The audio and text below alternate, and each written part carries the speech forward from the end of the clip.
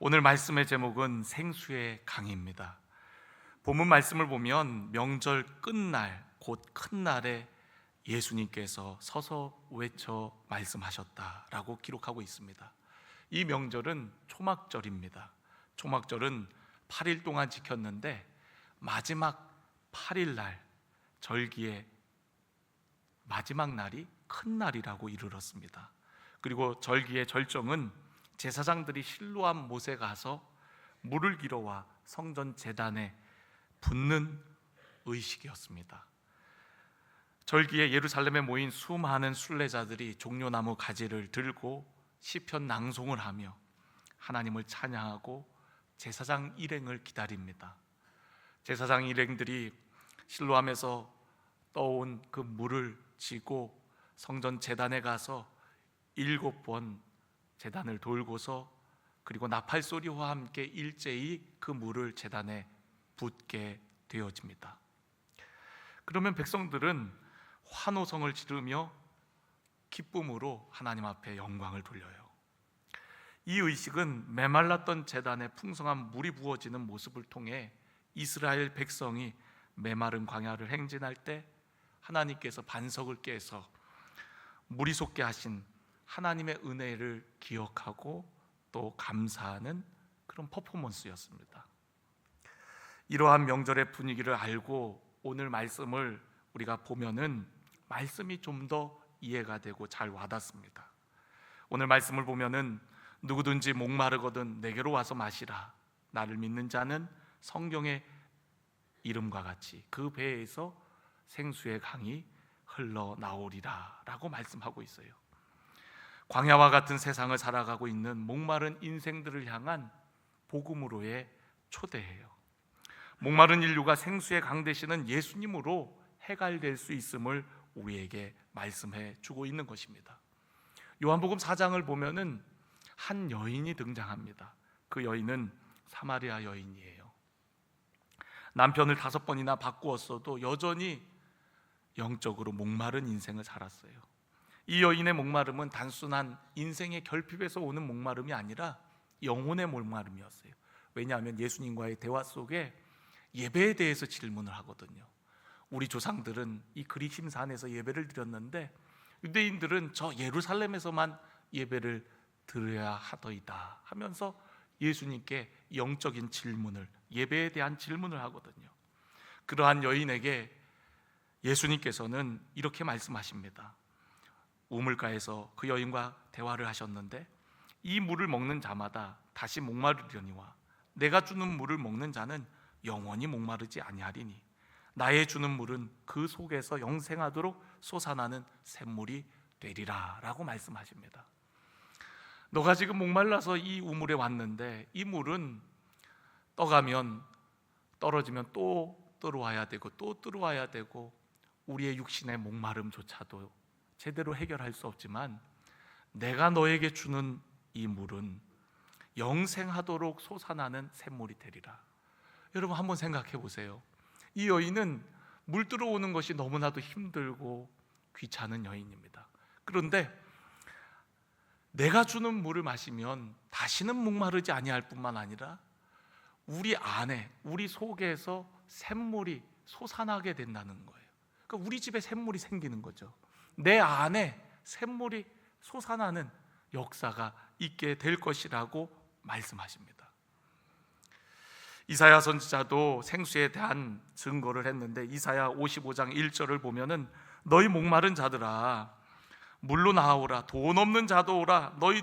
너희는 와서 사 먹되 돈 없이 값 없이 와서 포도주와 젖을 사라고 합니다. 물로 나오라. 이 물은 물의 근원 되시는 하나님을 의미합니다. 하나님께로 나아오라. 돈 없어도 괜찮다. 와서 사 먹되 돈 없이 값 없이 와서 사 먹으라. 이 물은 우리가 가지고 있는 돈으로 살 수 없는 물입니다. 엄청난 가치가 있지만 하나님께로 나아오는 자에게 누구든지 그 물을 주겠다고 약속하고 있는 겁니다. 이 물은 다시 목마르지 아니하는 물이요 영원히 솟아나는 샘물인 줄로 믿습니다. 이 물의 본질은 무엇입니까? 이 물의 근원은 어디십니까?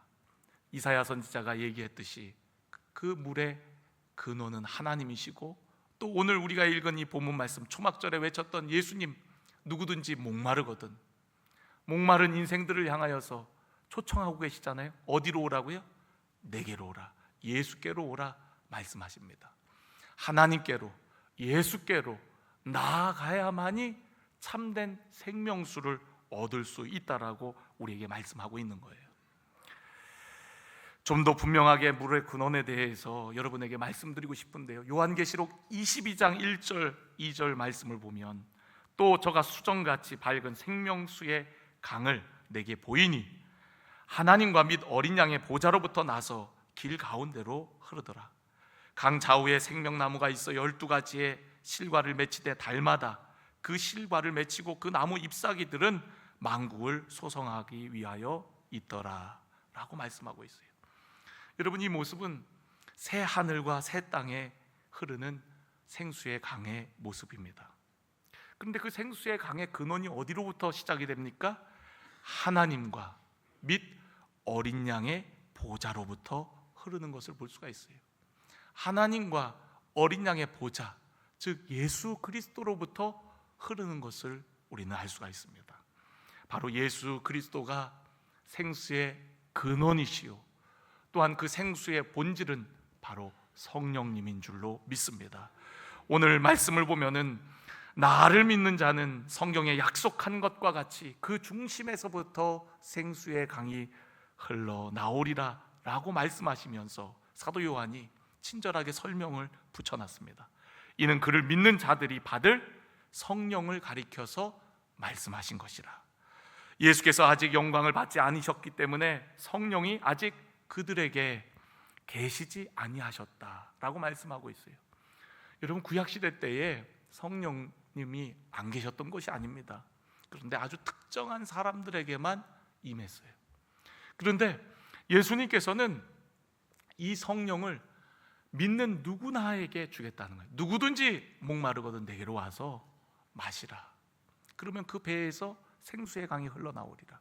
누구든지, 모든 사람을 초청하고 계시고 모든 사람의 중심, 예수님을 믿는 그 중심에서부터 생수의 강이 흘러나오게 될 것이라고 말씀하고 있는 거예요. 이 중심, 생수의 강은 성령님이라고 말씀하고 있어요. 우리가 사도행전 2장 16절을 보면 성령이 오순절 마가의 다락방에 모여있는 성도들에게 임하는 사건이 있고, 베드로가 이 사건에 대해서 설명을 합니다. 요엘 선지자의 예언을 인용해서 이렇게 고백합니다. 이는 곧 선지자 요엘을 통하여 말씀하신 것이니 일렀으되 하나님이 말씀하시기를 말세에 내가 내 영을, 한번 따라 해보겠습니다. 모든 육체에 부어주리니. 모든 육체에 부어주겠다는 거예요. 구약시대 때에는 아주 특정한 사람들에게만 임했던 성령이 이제는 마지막 때가 되면은 모든 육체에 부어줄 것이라는 거예요. 그러면 자녀들은 예언을 하고, 아비들은 환상을 보고, 노인들은 꿈을 꾸는 놀라운 역사가 일어나게 되어진다고 우리에게 말씀하고 있어요. 모든 육체에게 부어주신다는 거예요. 우리가 지난주 말씀, 예수님은 떠나시지만 내가 너희를 고아와 같이 내버려 두지 아니하신다고 약속하셨다 그랬죠. 어떻게 고아와 같이 내버려 두지 아니하십니까? 예수님은 떠나시지만 내가 너희에게 진리의 영을 보내서 너희와 함께 거하게 하겠다. 아니, 너희 속에 있도록 하겠다. 너희를 고아와 같이 내버려 두지 아니할 것이다 라고 약속하셨어요. 바로 우리 안에 임하실 성령을 의미하는 겁니다. 성령이 임하게 되면 우리 안에서부터 생수의 강이 흐르게 되어진다는 거예요. 요한복음 4장에 나오는 우리 안에 샘물이 솟아나게 되어서 그 샘물로 우리 영혼만 만족함을 얻을 뿐만 아니라 다른 사람도 만족하게 하는 그런 삶을 살게 되어진다는 거죠. 사마리아 여인이 만족함이 없었습니다. 인간적인 방법으로는 참된 만족함이 없었어요. 그러나 예수님을 만나고 만족함을 얻고 기뻐하면서 물동이를 버려두고 사람들에게 찾아가서 내가 만난 예수님을, 내가 만난 메시아를 전하는 모습을 볼 수가 있지 않습니까? 자신만 구원받을 뿐만 아니라 다른 사람에게 예수 그리스도, 그분을 증거해서 그분께로 나아가게 해서 내가 마신 그 생명수를 그들도 누리게 하는 모습을 볼 수가 있습니다. 여러분, 이 땅에 그 어느 곳에도 참된 만족이 없습니다. 오직 예수 안에 있습니다. 오직 예수로만 만족할 수 있는 것이 우리의 마음입니다. 전도서를 보면 하나님께서는 우리에게 영혼을 사모하는 마음을 주셨다 그랬어요. 그 영혼을 사모하는 마음은 영원하신 하나님만이 채울 수가 있는 거예요. 물질로도 채울 수 없습니다. 쾌락으로도 채울 수 없습니다. 우리의 가진 소유나 관계, 그 어떤 세상 것들로도 우리 안에 만족할 수가 없어요. 우리는 공허한 인생을 살아갈 수밖에 없는 연약한 존재들입니다. 그런데 우리의 마음에 참된 만족을 주시는 분은 오직 예수, 생수의 근원 되시는 예수 그리스도, 그분으로 우리는 풍성한 은혜를 누리게 되어지는 줄로 믿습니다. 구약의 에스겔 선지자도 사도 요한이 본 환상과 비슷한 환상을 보았습니다. 에스겔서 47장에 보면은 새 성전에서 물이 흘러나오는데 그 물이 점점 불어나갔고 강물이 되고, 그 강물이 흐르는 곳마다 죽었던 곳이 다시금 살아나고 소성케 되어지는 모습을 보게 되어집니다. 새 하늘과 새 땅의 모습들, 하나님의 보좌 앞에서 흐르는 그 생수가 흘러서 12 열매들을 맺으며 회복되어지는 그 모습, 그 아름다운 모습을 우리가 사도 요한을 통해서 보았듯이, 마찬가지로 에스겔 선지자가 보았던 환상도 새 성전에서 흘러나오는 그 물이 결국에는 흐르는 곳마다 사람들을 회복시키고 소성케 하는 모습을 보게 되어집니다. 여러분, 이 흐르는 성전에서 흐르는 물은요, 예수님을 의미하고 그리고 우리들, 성전된 우리들을 의미합니다. 요한복음 2장 21절에 보면은 예수님이 하나님께로부터 오신 자라는 이야기를 듣고 그러면 표적을 보여달라고 사람들이 이야기를 합니다. 그때 예수님께서 내가 너희에게 보일 표적은 이거밖에 없다 하시면서 하셨던 말씀이, 이 성전을 허물어라, 그러면 내가 3일 만에 일으키리라 라는 이야기를 하십니다. 사람들이 그 얘기를 듣고 이렇게 얘기합니다. 아니, 이 성전은 46년 동안 지었건을 어떻게 자신이 3일 동안 일으킨다고 한단 말인가? 그런데 사도 요한은 예수님의 이 말씀을 또 친절하게 설명을 합니다.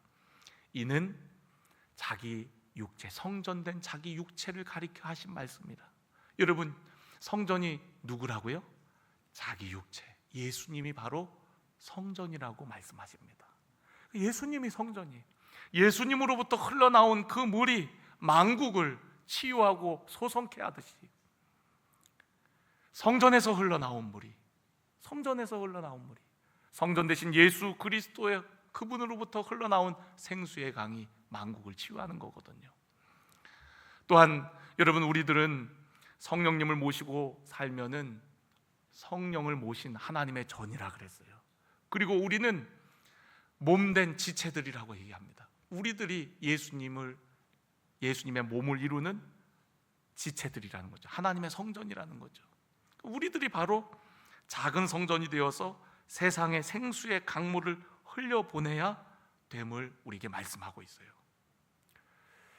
처음에는 미약하지만 그 흐르는 물이 나중에는 강물이 되어서 만국을 회복시키듯이 우리들을 통하여서 하나님은 그 일을 이루어 나가시기를 원하시는 줄로 믿습니다. 그래서 우리를 부르신 거예요. 오늘 예수님께서 명절 끝날에 서서 외쳐 이르십니다. 여러분, 예수님께서 그냥 몇몇 사람들이 들릴 정도로 누구든지 내게로 오면 목마르거든 내게로 와서 마시라, 이렇게 그냥 말씀하신 것이 아니라 여러분 한번 생각해 보세요. 수많은 순례자들이 모여있는 그 명절, 그 명절의 마지막 날, 예수님께서 많은 사람들이 들을 수 있도록 서서 외치는 겁니다. 여러분, 외친다는 것은 그만큼 간절함이 있는 거 아니에요? 여러분, 이 말씀을 읽으면서 예수님의 그 간절함이 여러분들도 느끼셔야 되거든요. 예수님이 서서 외치는 겁니다. 누구든지 목마르거든 내게로 와서 마시라. 나를 믿는 자는 성경에 약속한 것과 같이 그 중심에서부터 생수의 강이 흘러나오리라. 여러분, 오늘 우리가 예수님께로 더 가까이 나아가야 되는 줄로 믿습니다. 예수님의 이 초청에 믿음으로 반응하기를 원합니다. 예수님께 더 가까이 나아가 그 생수가 내게도 있게 하옵소서. 내 안에 성령으로 충만하게 하셔서 약속하신 말씀대로 우리의 삶의 중심에서부터 이 생수의 강이 흐르는 삶을 살게 하여 주옵소서. 여러분, 우리는 신앙생활하면서 너무나 내 중심, 나밖에 모르는 신앙생활을 할 때가 얼마나 많은지 몰라요. 여러분, 우리의 신앙은요, 흘러가야 되거든요. 우리 안에 계신 성령님은 우리를 통하여서 생수의 강이 우리의 가정에, 우리의 삶의 터전에, 지역과 열방에 흘러가기를 원하시는 거예요. 흘러가야 됩니다. 일어나 빛을 발하라 그랬잖아요. 열방의 빛을 비추는 것이 하나님의 뜻입니다. 우리를 부르신 이유가, 그리고 이 땅에 살도록 하신 이유가 그냥 구원받고 그냥 행복하게 평안하게 살도록 하시기 위함이 아니라 구원받은 우리들을 통하여서 하나님의 영광을 드러내고 주님을 증거케 하셔서 이 땅에 구원받아야 할 수많은 영혼들이 생명 가운데도 나오도록 하는 것이 먼저 우리를 부르신 목적인 줄로 믿습니다. 저는 오늘 생수의 강이 쫄쫄쫄쫄 처음에는 흘렀지만은 나중에 강물이 되어서 세상을 변화시키는 놀라운 강물이 되었듯이 오늘 우리들의 삶이 그렇게 쓰임 받기를 간절히 원합니다. 우리의 모습은 작고 보잘것없지만 그런 우리들을 통하여서 하나님 역사하실 줄로 믿습니다. 나는 부족하지만 내 안에 모신 성령님은 능치 못할 일이 없는 분이신 줄로 믿습니다. 저는 오늘 여러분들이 그런 자신감과 담대함을 가지고 하나님이 주시는 꿈과 비전을 향해 나아가는 성도 여러분들이 되어지기를 간절히 원합니다. 1910년에 한국 선교 25주년이 되던 해에 당시 한국 교인의 숫자는 20만 명밖에 안 됐다 그래요. 1, 2%밖에 안 되는 아주 적은 인원이었습니다. 그런데 각 교단의 지도자들이 모여서 100만인 구령 운동이라는 것을 시작을 합니다. 우리 민족의 100만 명이 예수 믿는 사람들이 생기게 해달라고 전도하기 시작한 거예요. 그 구체적인 전략으로 첫째, 전국 주요 교회와 공적인 장소에서 대중 전도 집회를 갖는 것이었어요. 그리고 두 번째로는 모든 성도들이 복음서와 전도지를 갖고 다니면서 사람들에게 나눠주는 일을 한 거예요. 전도를 한 거죠. 그리고 세 번째가 흥미로운데요, 전도 사역의 성취를 위해서 모든 성도들이 날연보를 드리기 시작한 거예요. 시간 되는 대로 어떤 사람은 일주일에 하루, 그리고 어떤 사람은 일주일에 이틀이나 3일씩 자발적으로 작정해서 전도를 하기 시작한 거예요. 백만 구령 운동은 정말 시간이 얼마 지나서 이루어지게 됩니다. 100만 명을 넘어서 우리 남한에만 1000만이 넘는 그리스도인들이 생겨나게 되어지죠. 오늘날 우리 한국 인구가 5천만이라 그래요. 그 중에서 개신교 인구는 800만이라고 합니다.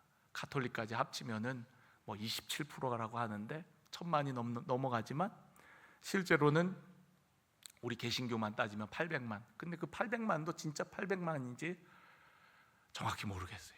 어쨌든 800만이라고 했을 때 16% 정도가 지금 예수님을 믿는 사람들입니다. 16%. 우리 강릉 인구는 21만이라고 그래요. 근데 21만 중에 기독교 인구가 11%에서 12% 정도 된다고 합니다. 그러면 한 2만 5천 명이 채 안 되는 것 같아요. 거의 90% 가까이가 예수 안 믿는 사람들입니다. 예수 안 믿는 사람들이에요. 그러니까 우리 주변에 정말 구원받을 영혼들이 많은 거죠. 예수님께서 말씀하셨죠. 추수할 것은 많되 일꾼이 부족하다고. 그래서 추수할 일꾼을 보내어 달라고 아버지께 구하라 그랬어요. 추수할 일꾼이 적습니다. 지금 몇 주째 70인 전도대 자원하라고 광고가 나가고 있는데 사람들 잘 자원하지 않습니다. 70인 전도대 이름을 바꿔야 될 것 같아요. 70명이 안 돼요. 보니까 제가 세보니까 38명인가 9명인가 그래요. 70인 전도대가 왜 70인 전도대입니까? 70명을 파송했기 때문에 70인 전도대거든요. 근데 70명이 안 돼요. 적어도 권사님들은 권하는 직분을 받으셨으니 사명을 감당하셔야죠. 오늘 권사님들이 좀 불편한 분위기예요. 지금. 제가 뭐라고 여러분 잔소리하는 건 아니고 우리 모두가 다 권하는 직분을 받았잖아요. 성령 받고 증인 되라 그랬잖아요. 우리 모두가 복음의 증인된 삶을 살아야 되는데 우리 전도합시다 하는데 어쩜 이렇게 소극적이고 뜨뜻미지근할 수가 있습니까? 지금도 강릉 땅에 10명 중 9은 예수님을 알지 못하고 죽어가는 수많은 사람들이 있는데도 불구하고 우리끼리 모여갖고 예배 잘 드린다고 그것으로 만족하면 되겠습니까? 신앙생활이 나를 위해 합니까? 물론 내가 살아야 누구도 살릴 수 있겠죠. 신앙생활이 그냥 내 만족과 유익을 위해서만 사는 겁니까? 여러분을 구원하신 이유가 뭡니까? 여러분에게 성령 주셔서 생수의 강 되라고, 증인 되라고, 전도자의 삶을 살라고 우리 모두를 부르셨는데 우리는 주님의 그 부르심을 외면한 채 힘들어요, 어려워요, 교회에 나오는 것도 힘들어요. 여러분 왜 주님의 초청에 응하지 않습니까? 주일날만 교회 나오니까 힘들지요. 여러분 한번 생각해 보세요. 핸드폰도 충전 어떻게 합니까? 충전기에 매일 갖다가 꽂아야 핸드폰도 빵빵하게 잘 될 거 아닙니까? 신앙생활도 마찬가지 아닙니까? 일주일에 한 번 예배 드려갖고 어떻게 여러분 이 험한 광야와 같은 세상 속에서 살아갑니까? 메마른 광야와 같은 세상 속에서 일주일에 한 번 말씀 먹고 어떻게 여러분 이 광야와 같은 세상을 살아갑니까? 목말라갖고 비틀어져갖고 오는 거 아니겠어요? 그리고 힘들죠. 간신히 와갖고 여기 와갖고 생수 한 종에 먹고서 또 가갖고 또 일주일 내내 큐티도 안 하고 예배도 안 드리고 전도도 안 하고 주님의 외침은 아랑곳도 안 하고 그렇게 살아가니까 맨날 교회에 나오는 것 그것만 해도 힘들죠. 여러분 오늘 예수님께서 뭐라 그래요? 내게로 와라. 누구든지 목마르거든 내게로 와라. 내가 너희를 마시게 하리라. 목마른 자는 오라는 거예요. 와야 마실 거 아닙니까? 예수님께 와야 될 거 아닙니까? 예수님께 가야 될 거 아닙니까? 주님의 초청이 있음에도 불구하고 우리는 응하지 않는 경우들이 많아요. 유대인들처럼 응하지 않아요. 여러분 예수님께 가세요. 한 번만 가지 말고 두 번, 세 번 가셔서 생수의 근원 되시는 예수 그리스도로 충만해지기를 간절히 원합니다. 그래야만이 누군가를 살릴 수 있지 않겠어요? 그래야만이 우리 안에서부터 흐르는 이 생수가 흘러 넘쳐서 여러분 우리의 가정을 변화시키고 이웃을 변화시키고 지역과 열방을 변화시켜 나가는 거 아닙니까? 저는 이 말씀을 큐티를 하는데, 우리 지난주 말씀이에요. 이 말씀을 읽는데 예수님의 간절함이 느껴지는 거예요. 예수님이 얼마나 간절하셨으면 그냥 말씀하셔도 될 텐데, 서서 외쳐 이르되 누구든지 목마르거든 내게로 와서 마셔라. 그러면 나를 믿는 자는 성경에 약속한 것 같이 그 배에서 생수의 강이 흘러나오리라. 여러분, 이거 주님이 약속하셨잖아요. 약속한 말씀대로 우리 살아야 되잖아요. 그런데 우리의 삶을 돌아보면 그렇지 못한 것 같아요. 나 하나 채우기도 급급해갖고, 그냥 나 하나 신앙 지키기도 어려워갖고, 그렇게 살아가서야 어떻게 해야 되겠습니까? 여러분, 제가 여러분들 막 혼내키려고 하는 거 아니에요. 우리 마지막 날 주님 앞에 섰을 때 착하고 충성된 종이라고 칭찬받고 상급받는 자들 돼야 되지 않을까요? 주님의 이 외침은 다 외면하고, 주님이 간절히 오늘 우리들에게 외침에도 불구하고 주님 말씀하셨구나, 그렇구나 하고 그 외침을 저 세상 사람들에게 전하지 않는다면, 여러분, 언젠가 우리가 주님 앞에 섰을 때에 악하고 게으른 종이라고 책망받지 않겠어요? 저는 두렵습니다. 저는 목사인데, 목사로서 많은 섬김과 대접을 받고 제가 하는 헌신이 그거에 다 까여나가고 집사만도 못하고 권사만도 못하고 장로만도 못할까 봐 너무나도 두렵습니다. 주님 앞에 섰을 때 부끄러움 당하지 않고자, 주님, 작고 보잘것없는 내 삶이지만 주님, 내 삶을 드립니다. 나를 사용하여 주옵소서. 여러분, 베드로를 부르실 때에 장차 내가 너를 개발하리라, 반석이 되게 하시겠다 했어요.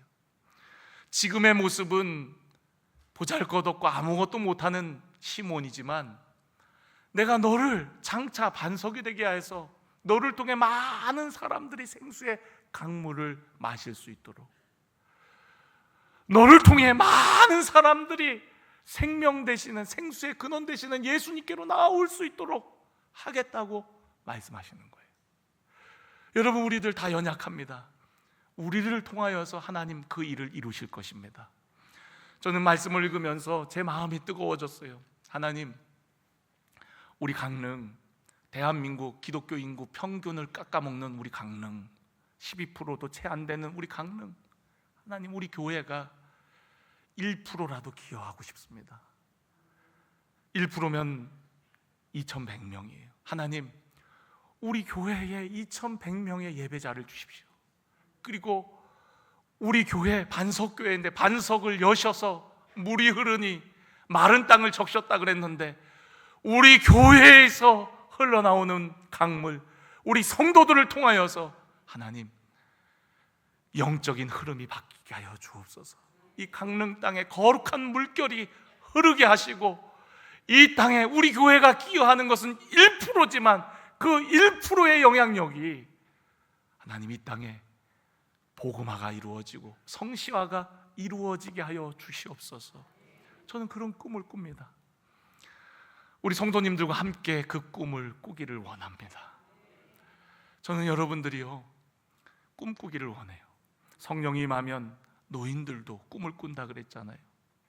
우리 믿음의 선배들은 그런 꿈을 꾸며 100만 구령 운동을 했던 것이고, 돌아가셨지만 고 김중곤 목사님은 민족 복음화의 꿈을 안고 기도를 올리셨던 거거든요.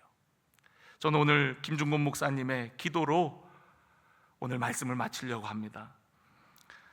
어머니처럼 하나밖에 없는 내 조국, 어디를 찔러도 내 몸같이 아픈 내 조국, 이 민족 마음마다, 가정마다, 교회마다, 사회의 구석구석, 금수강산 자연 환경에도 하나님의 나라가 임하게 하시고, 뜻이 하늘에서처럼 이 땅에 이루어지게 하옵소서.